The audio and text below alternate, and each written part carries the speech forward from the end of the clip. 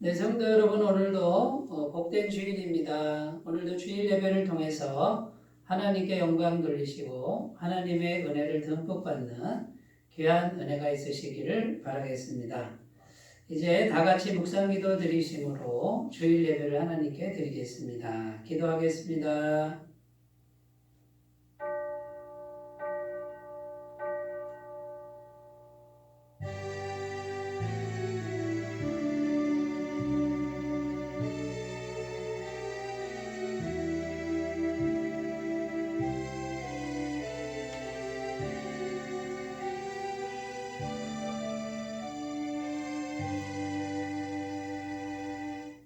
수고하고 무거운 짐진 자들아 다 내게로 오라. 내가 너희를 쉬게 하리라. 나는 마음이 온유하고 겸손하니 나의 멍에를 메고 내게 배우라. 그리하면 너희 마음이 쉼을 얻으리니 이는 내 멍에는 쉽고 내 짐은 가벼움이라 하시니라. 아멘. 삼라만상을 주관하시며 모든 인생의 주인이 되시는 하나님 아버지, 만물이 무성하게 자라나는 계절을 주시니 감사를 드립니다. 또한 지난 한 주간 동안 성령님께서 저희들 안에 거주하시면서 언행심사를 주관하여 주시며 바르고 의로운 길로 인도하여 주시는 은혜에 감사를 드립니다. 죄로 인해 죽을 수밖에 없는 저희들이 오직 예수 그리스도의 십자가 공로를 의지하여 하나님 앞에 섰습니다. 우리가 드리는 예배를 통하여 성삼위 하나님만 홀로 영광을 받아 주시옵소서.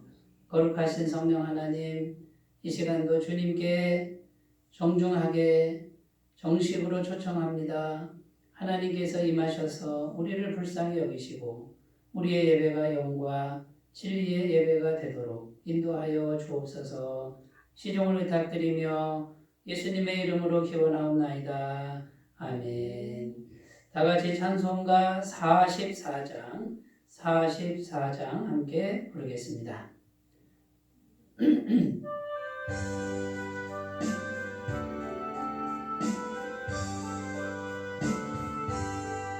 지난 일의 동안에 예수 인도했으니 주의 전에 모여서 감사 찬송합니다. 가장 복된 이날은 하늘 안식표로다. 가장 복된 이날은 하늘 안식표로다. 주의 복 누리미고 은혜 주심 빌 때에 화목하게 하시고 죄를 벗겨주소서. 세상 걱정 버리고 은혜 받게 하소서. 세상 걱정 버리고 은혜 받게 하소서. 하나님의 이름을 찬송하러 왔으니 모임 중에 계시고 영광 나타내소서. 깊은 하늘 잔치에 참여하게 하소서. 깊은 하늘 잔치에 참여하게 하소서. 주의 깊은 복음을 모두 듣게 하시고 주의 은혜 베풀어 외로워하여 주소서. 주님 오실 때까지 이날 지키리로다. 주님 오실 때까지 이날 지키리로다. 아멘. 사도신경으로 신앙 고백을 드립니다. 나는 전능하신 아버지 하나님, 천지의 창조주를 믿습니다. 나는 그의 유일하신 아들, 우리 주 예수 그리스도를 믿습니다. 그는 성령으로 잉태되어 동정녀 마리아에게서 나시고 본디오 빌라도에게 고난을 받아 십자가에 못 박혀 죽으시고 장사된 지 사흘 만에 죽은 자 가운데서 다시 살아나셨으며 하늘에 오르시어 전능하신 아버지 하나님 우편에 앉아 계시다가 거기로부터 살아있는 자와 죽은 자를 심판하러 오십니다. 나는 성령을 믿으며 거룩한 공교회와 성도의 교제와 죄를 용서받는 것과 몸의 부활과 영생을 믿습니다. 아멘. 하나님 말씀은 구약성경 예레미야 17장 5절에서 8절입니다. 예레미야 17장 5절부터 8절 말씀입니다. 구약성경 1077쪽에 있습니다.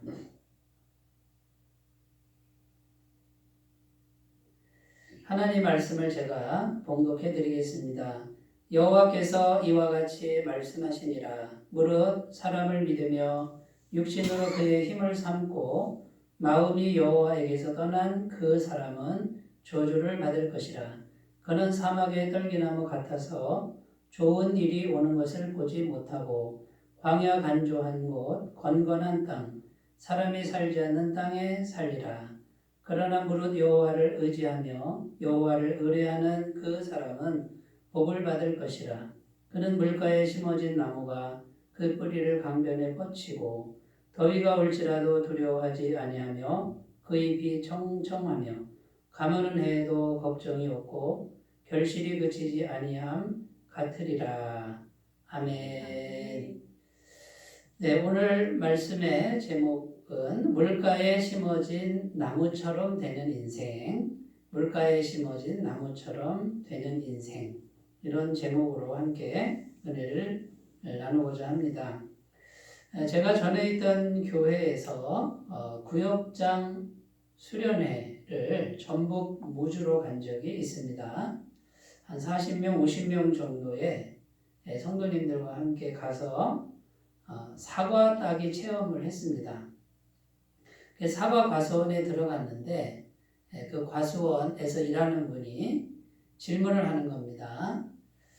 어떤 사과가 가장 맛있을까요? 이렇게 질문을 했는데 여러 답변이 나왔습니다. 색깔이 빨간 사과, 크기가 큰 사과, 높이 달린 사과, 뭐 이렇게 답변을 했는데 그 사과 과수원에서 일하시는 그 주인이 이렇게 말씀하시는 겁니다. 사과가 정말 맛있는 사과가 되려면 햇볕을 잘 받아야 된답니다. 햇볕이 잘 받는 곳에 있는 사과가 맛있다는 거죠. 그리고 굉장히 달고 시원하다라고 이렇게 말씀을 하셨습니다. 그러면 햇볕을 잘 받으려면 좀 가장 위쪽에 있는 것이 맛있겠죠. 그런데 밑에 있어도 맛있을 수가 있는데 밑에 있는 사과는 그럼 어떻게 햇볕을 쬐냐면 바닥에 은박지로 매트를 깐답니다. 그래서 그 햇볕이 은박지에 이렇게 빛이 반사가 돼서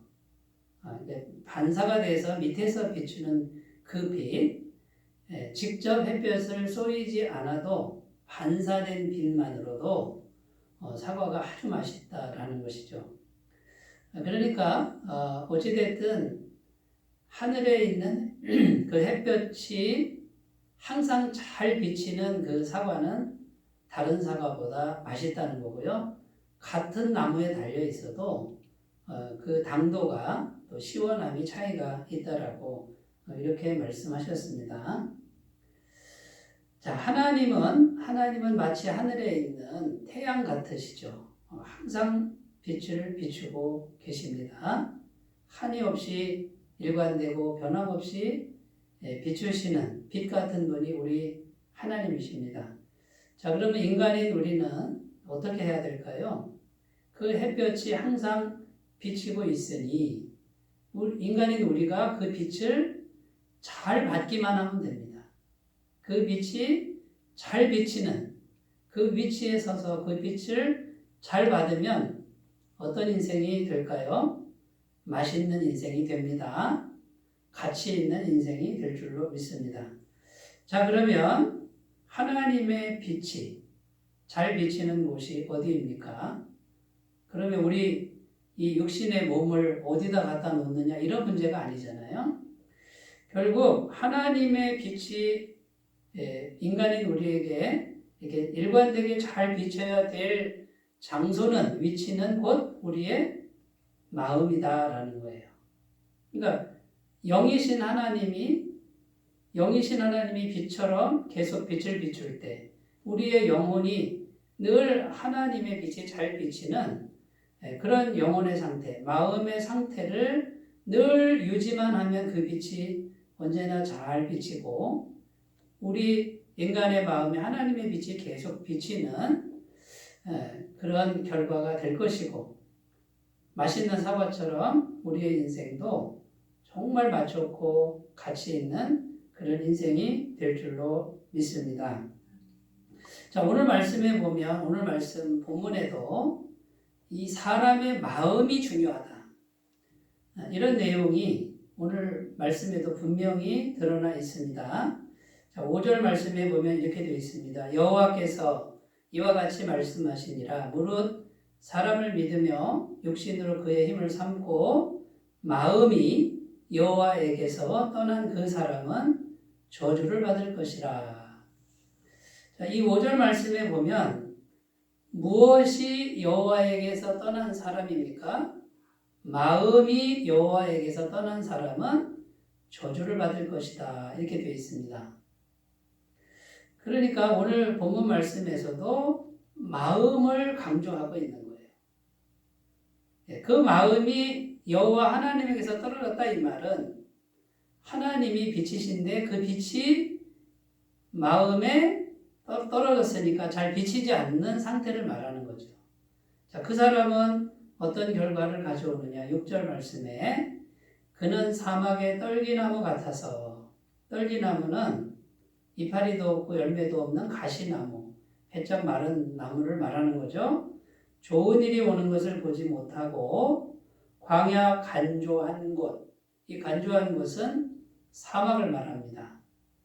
건건한 땅은 마른 땅이라는 것인데 그 뒤에 해석이 되어 있습니다. 건건한 땅은 사람이 살지 않는 땅을 의미하는데 사람이 살지 않는 땅에 살리라. 자, 오늘 하나님의 말씀은 분명히 우리의 마음이 하나님에게로부터 떨어져서 빛이신 하나님이 우리 마음의 빛이 제대로 비치지 못하는 이 상태의 마음을 가진 사람은 떨기나무 같은 인생이 된다고 말씀하고 있습니다. 사막에 살고 혼자 사람 살지 않는 곳에 혼자 떨어져서 이 얼마나 비참하고 외로운 인생이 되겠습니까? 그렇게 살 수밖에 없는 처지에 놓이게 된다고 이렇게 분명히 말씀하고 있는 것입니다. 여기에 뭘 강조하는 거죠? 마음을 강조하는 거예요. 마음을. 자, 5절 말씀을 다시 보면요. 여호와에게서 떠난 마음은 어떤 마음이냐 하면요. 5절을 잘 보시면 무릇 누구를 믿어요? 사람을 믿으며 그 다음에요. 육신으로 그의 힘을 삼고 자, 그러니까 하나님을 떠난 마음은 하나님보다 사람을 믿는 거예요. 그 다음에 육신의 힘을 믿는 거예요. 하나님의 힘을 믿고 하나님 그분만을 믿어야 되는데 하나님 말고 다른 걸 믿는 것이죠. 자, 사람과 육신의 힘은 현실적인 것입니다. 우리가 살아가는 현실적인 우리 눈에 보이는 힘들이죠. 하나님은 가장 현실적인 분인데도 영이시기 때문에 마치 비현실적으로 판단되기도 하고 영이시니까 보이지 않잖아요. 그러니까 이 하나님은 마치 없는 것처럼 생각하는 마음 상태를 말합니다. 눈에 보이는 사람, 육신에 힘센 사람, 그것이 하나님, 여호와 영이신 하나님보다 더 강하다. 더 현실적이다라고 이렇게 믿는 마음, 이것이 여호와에게서 떠난 마음이다라고 설명하고 있는 것입니다.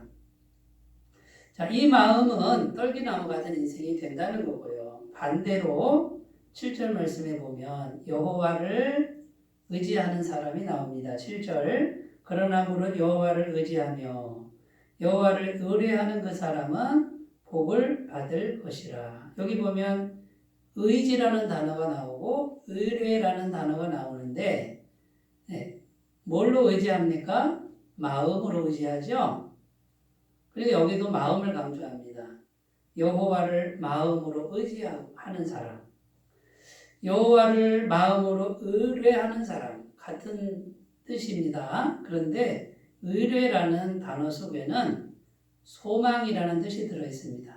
그러니까 하나님을 소망하고 기대하는 이제 그런 뜻이 담겨 있죠. 그 사람은 복을 받을 것이라. 어떤 복을 받느냐면 8절에 나옵니다.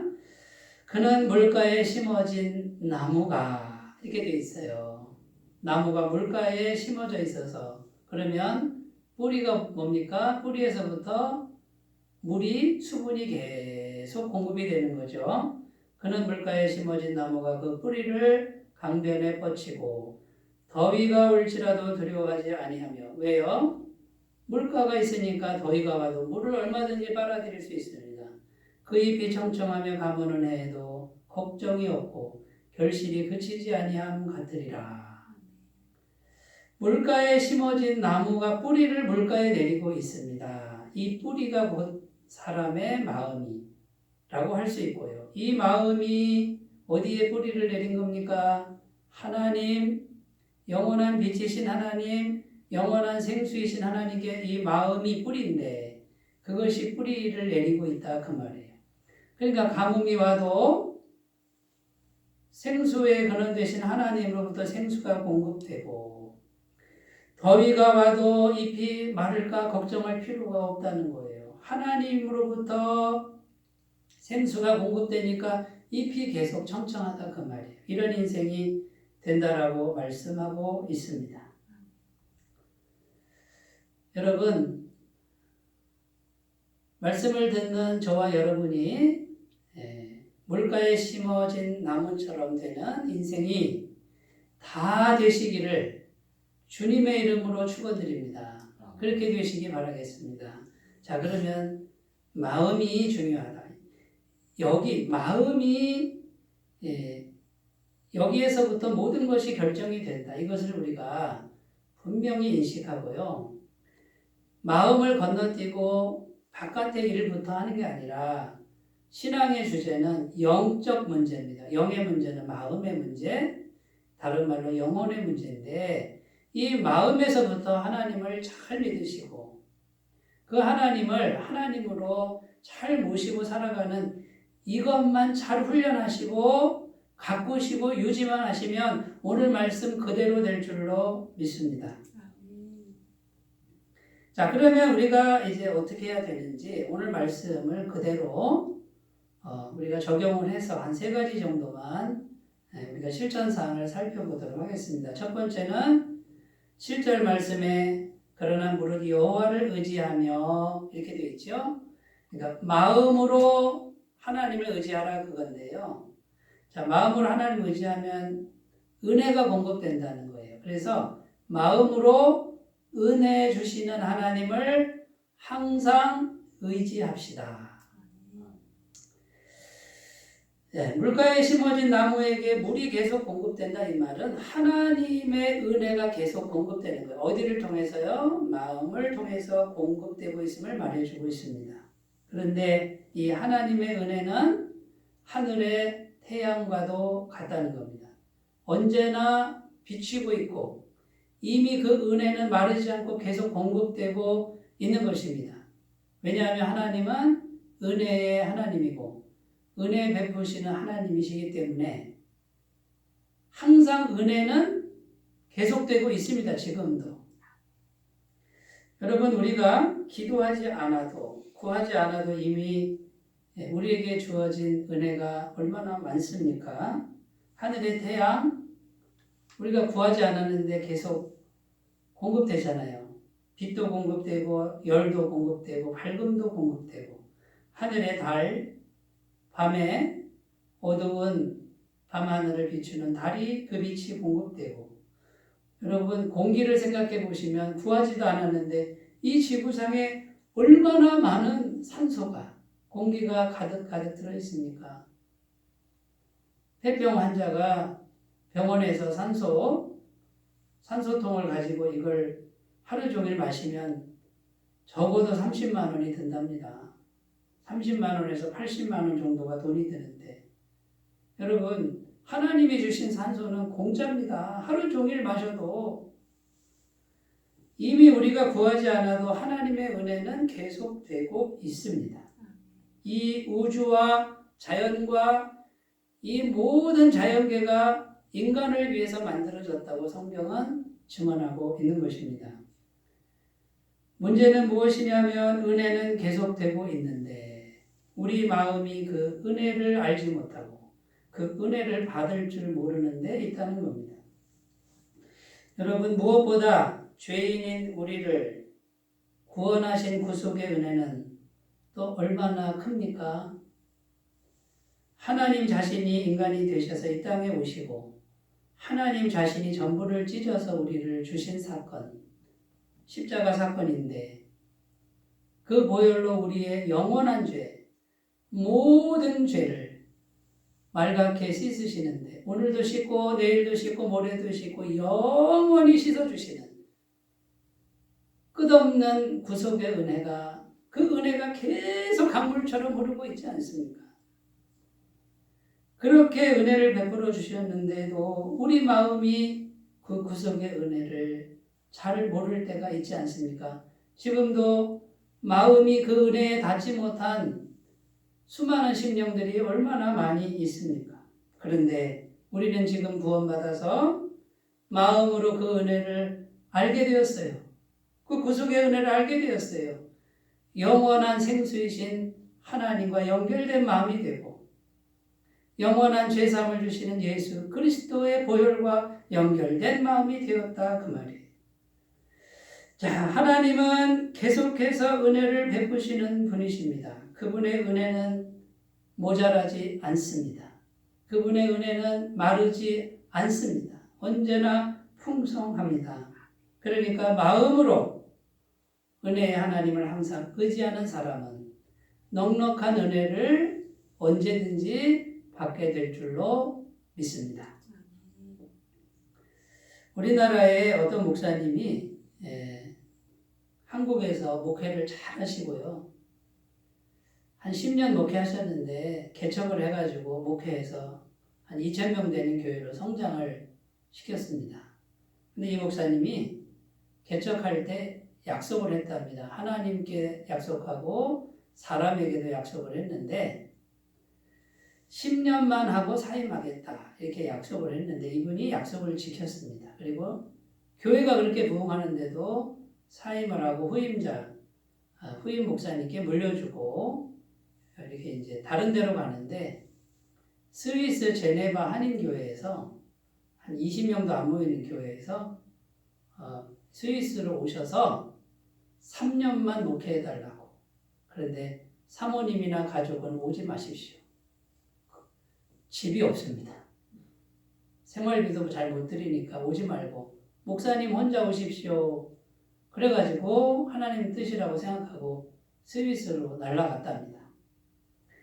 그런데 스위스 시골 마을에 슈퍼마켓이 멀리 떨어져 있는 거예요.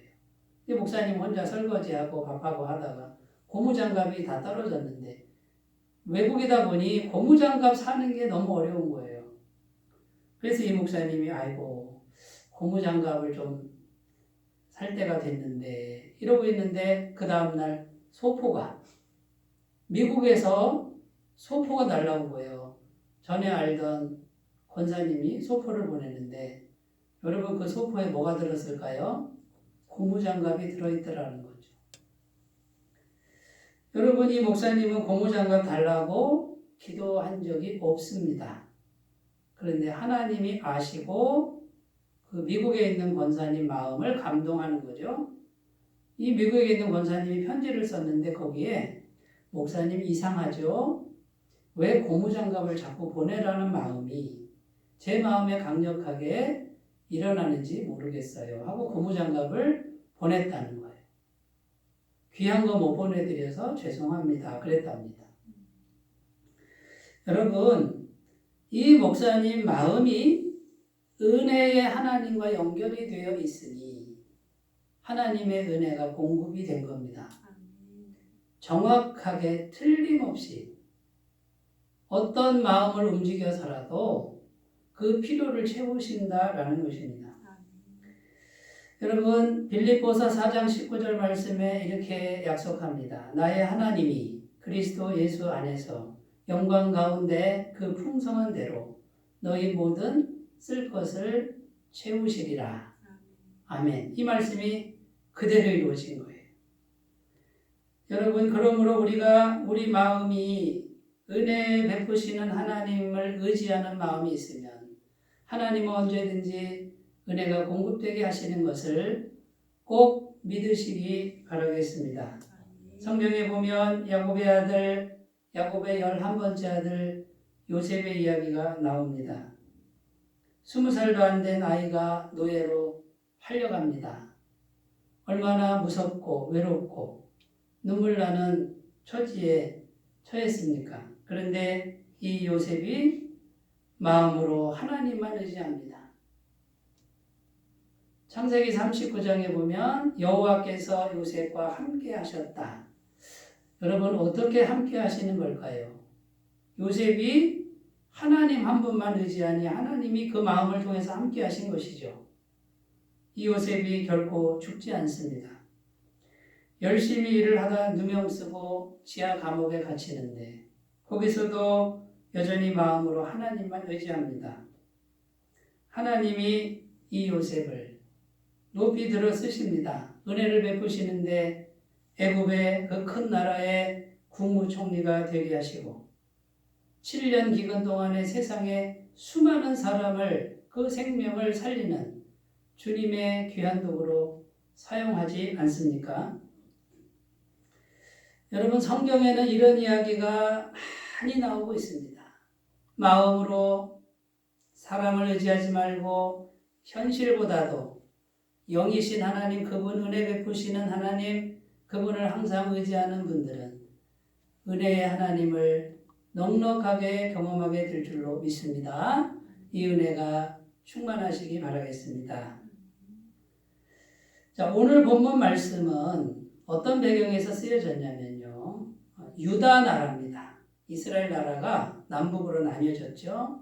북이스라엘과 남유다. 남유다 나라를 향한 하나님의 심판의 말씀입니다. 너희 나라가 이제 망해서 바벨론이라고 하는 바벨론 나라의 포로로 다 잡혀간다. 왜 잡혀가느냐? 그 이유가 뭐냐? 오늘 읽진 않았으나 에레미야 17장 3절 4절에 보면 이렇게 기록합니다. 들에 있는 나의 산아, 내 온 영토의 죄로 말미암아 내가 내 재산과 내 모든 보물과 산당들로 노략을 당하게 하리니 내가 내게 준 내 기업에서 내 손을 뗄 것이며 또 내가 너로 하여금 너의 알지 못하는 땅에서 내 원수를 섬기게 하리니 이는 너희가 내 노를 맹렬하게 하여 영원히 타는 불을 일으켰음이라. 바벨론 포로로 잡혀간다는 그런 말씀인데 원인은 딱 하나입니다. 마음이 여호와에게서 떠났다 그 말이에요. 우상 숭배했다 그 말이죠. 산당에서 우상을 숭배하는 이런 죄가 가득했다라는 것입니다. 여러분, 그런데 소망의 메시지죠. 마음이 여호와께로 와서 그 마음이 여호와 하나님과 연결되면 시냇가에 심은 나무처럼 그렇게 만들어 주겠다라고 하는 것이 약속의 말씀입니다. 이 말씀을 꼭 믿고 신실하게 인생을 살아가시기를 바라겠습니다. 자, 첫 번째는 마음으로 어떻게 하라고요? 은혜의 하나님을 항상 의지하라 이렇게 되어 있고요. 두 번째 역시 7절 말씀에 나오는데 여호와를 의뢰하라 이렇게 되어 있습니다. 소망하라 이런 뜻이죠. 자, 하나님을 소망하면 실패합니까 안 합니까? 실패하지 않습니다. 왜 그렇습니까? 그 하나님은 우리를 영원히 사랑하십니다. 그래서 두 번째, 마음으로 사랑의 하나님을 항상 소망합시다. 첫 번째는 마음으로 은혜의 하나님을 의지하면 은혜가 옵니다. 마음으로 사랑의 하나님을 기다리는 거예요. 바라면 하나님의 사랑이 온다라는 것입니다.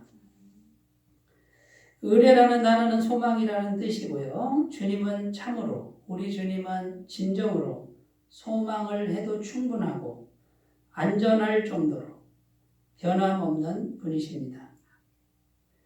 특별히 하나님은 우리가 예수 그리스도 안에 있을 때 절대로 정죄하지 않습니다. 그 하나님의 사랑은 예수 그리스도 안에서 결코 정죄하지 않는다.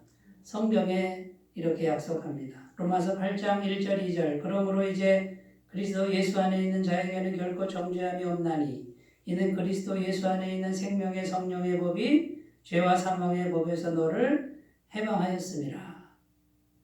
예수 안에서는 정죄함이 결코 없다고 약속합니다. 로마서 8장 33절에서 35절 누가 능히 하나님께서 택하신 자들을 고발하리요 의롭다 하시는 이는 하나님이시니 누가 정죄하리요 죽으실 뿐 아니라 살아나신 이는 그리스도 예수시니 그는 하나님 우편에 계신 자요 우리를 위하여 간구하시는 자신이라 누가 우리를 그리스도의 사랑에서 끊으리요 환난이나 곤고나 박해나 기근이나 적신이나 위험이나 칼이랴. 그리스도 예수 안에 있는 우리를 누가 고발하고 누가 정죄하고 누가 우리를 하나님 사랑에서 끊겠느냐? 못 끊는다 그 말이에요. 절대로 어떤 세력도. 그러니까 우리는 하나님을 소망해도 충분하다. 하나님의 사랑이 조금도 흔들림이 없다는 거죠.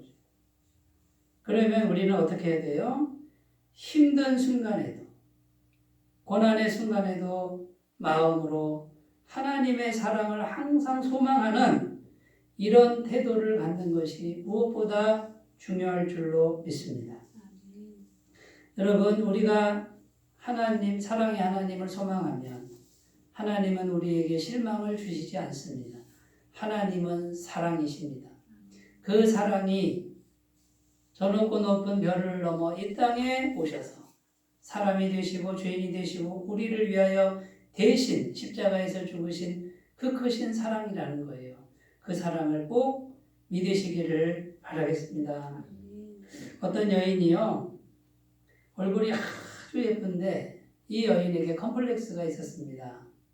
옛날 이야기입니다. 눈썹이 없는 거예요. 그래가지고 항상 눈썹을 화장으로 그린 거죠. 요즘에는 눈썹 없으면 어떡하죠? 문신하면 되는데 그때는 문신도 좀 어려웠나 봐요. 항상 화장으로 이쁘게 그렸는데 그 남편하고 이제 결혼을 한 거죠. 결혼을 하고서도 남편에게 절대로 눈썹이 없는 거는 보이지 않으려고요. 남편보다 항상 늦게 자고 남편보다 항상 일찍 일어나서 눈썹을 그렸다는 거죠. 예쁘게 보이려고. 그런데 남편이 사업을 실패했습니다. 거리로 내몰려서 전전긍긍하다가 겨우 연탄 배달 일자리를 구했답니다. 달동네 판자촌을 리어카, 옛날 얘기죠, 그죠? 리어카로 끌고 연탄을 배달하다 보니 땀이 비 오듯 쏟아지는 게 땀이 남편이 수건으로 얼굴을 닦아주는데 이 남편이요 얼굴을 다 닦아주는데 눈썹은 절대 안 건드리는 거예요. 여인이 알까요? 모를까요? 알죠.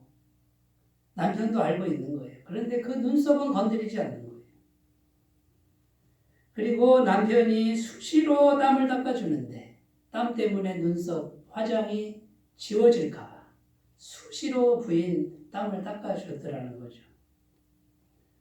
여러분 이 여인은 행복합니다. 사랑의 남편이 자기 옆에 있으니 고난이 와도 힘이 들어도 행복한 겁니다. 사업을 망해도 거리에 내몰려도 가난과 고생과 질병 중에도 남편의 사랑이 마음에 닿아 있는 거예요. 여러분, 주님의 사랑이, 우리 주 예수 그리스도의 사랑이 마음에 닿아 있는 사람은, 그 크신 사랑이 나 같은 죄인을 구원했다라고 하는 그 사랑이 마음에 닿아 있는 사람은 어떤 고난도 이겨낼 줄로 믿습니다. 그 주님은 지금도 우리 마음에 내가 너를 정죄하지 않는다. 결코 정죄하지 않는다. 내가 너의 죄를 가려줄 것이다. 땀이 흘러도 지워지지 않게 내가 너를 보호해 줄 것이다. 이것이 하나님의 사랑입니다. 여러분, 마음으로 사랑의 하나님을 소망할 때 성령님의 도우심을 받으셔야 됩니다. 내가 의지해야지, 내가 소망해야지, 내 힘으로는 불가능해요. 내 안에 계신 성령님이 내 안에서 마음이 주인이 되어서 그 성령님이 주시는 그 소망의 능력, 그것이 우리 안에 충만하게 역사할 때 아무리 고난과 역경 중에도 주님이 날 사랑하시는 사랑이 가득 마음에 차게 될 줄로 믿습니다. 십자가 사랑을 묵상하시고 성령님과 대화하시면서 성령님 내 마음에 주님의 사랑이 살아있게 하옵소서, 이렇게 기도하시는 귀한 삶이 되시기 바라겠습니다.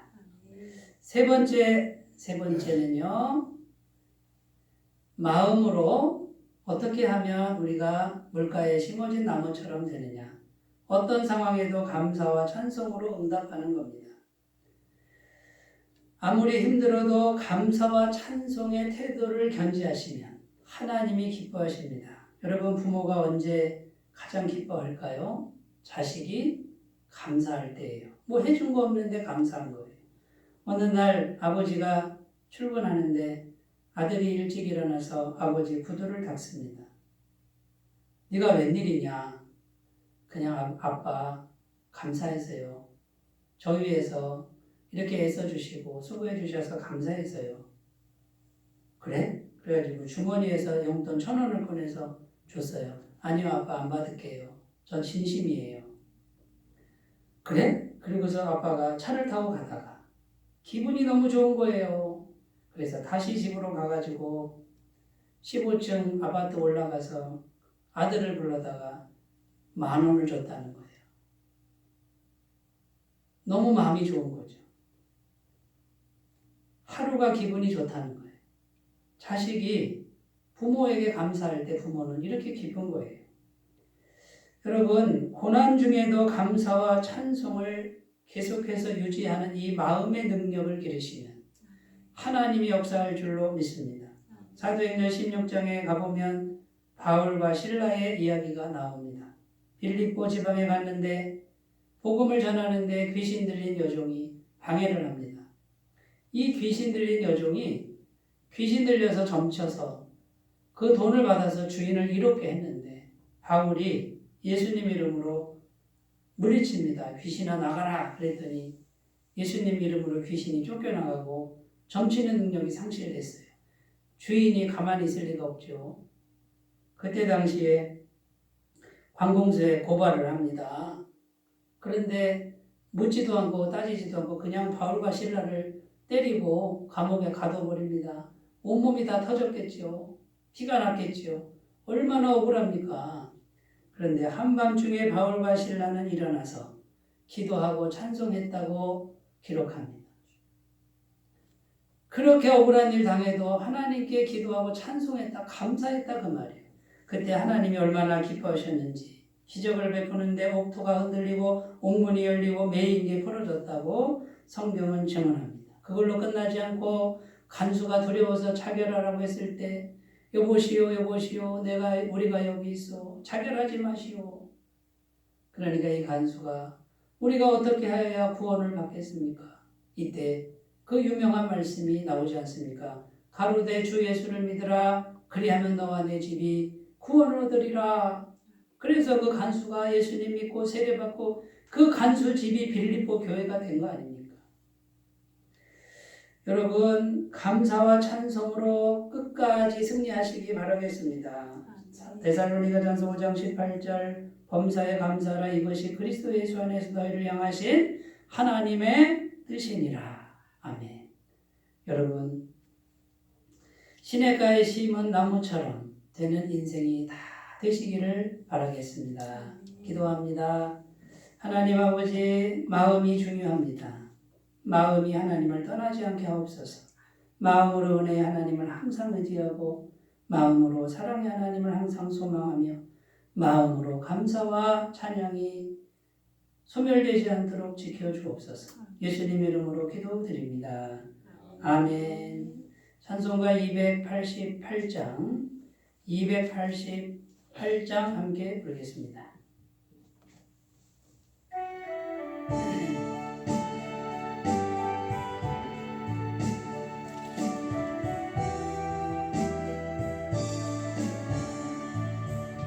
예수를 나의 구주 삼고 성령과 피로써 거듭나니 이 세상에서 내 영혼이 하늘의 영광 누리도다. 이것이 너의 간증이요 이것이 너의 찬송일세. 나서는 동안 끊임없이 구주를 찬송하리로다.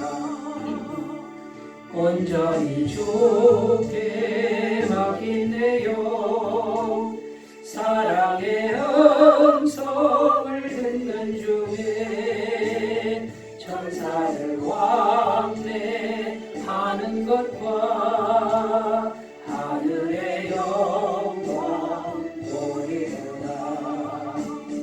이것이 너의 간증이요 이것이 나의 찬송일세. 나서는 동안 끊임없이 구주를 찬송하리로다. 주 안에 기쁜 누림으로 마음의 공랑이 잔잔하니 세상과 나는 한 곳 없고 구속한 주만 보이구나. 이것이 너의 간증이요 이것이 나의 찬송일세. 나서는 동안 끊임없이 구주를 찬송하리로다.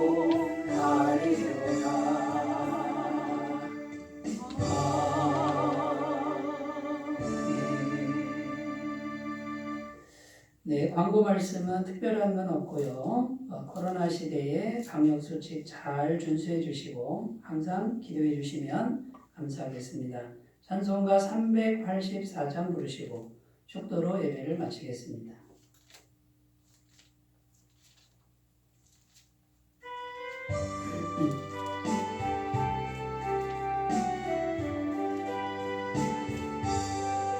나의 갈 길 나가도록 예수 인도하시니 내 주 안에 있는 긍휼 어찌 의심하리요.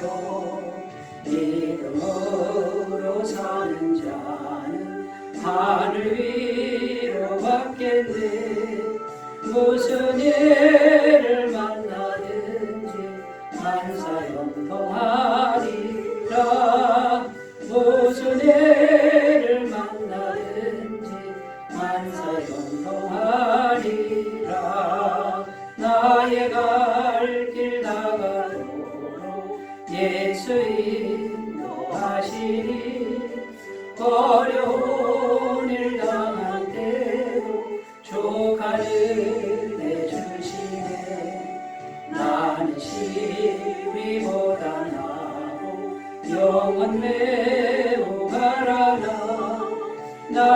앞에 반석에서 샘물 나게 하시네. 나의 앞에 반석에서 샘물 나게 하시네. 나의 갈 길 다가도록 예수 인도하시니 그의 사랑 어찌 큰지 말로 할 수 없구나. 성령아 받은 영혼 하늘 날아갈 때에 영영거를 나의 찬송 예수 인도하셨네. 영영거를 나의 찬송 예수 인도하셨네.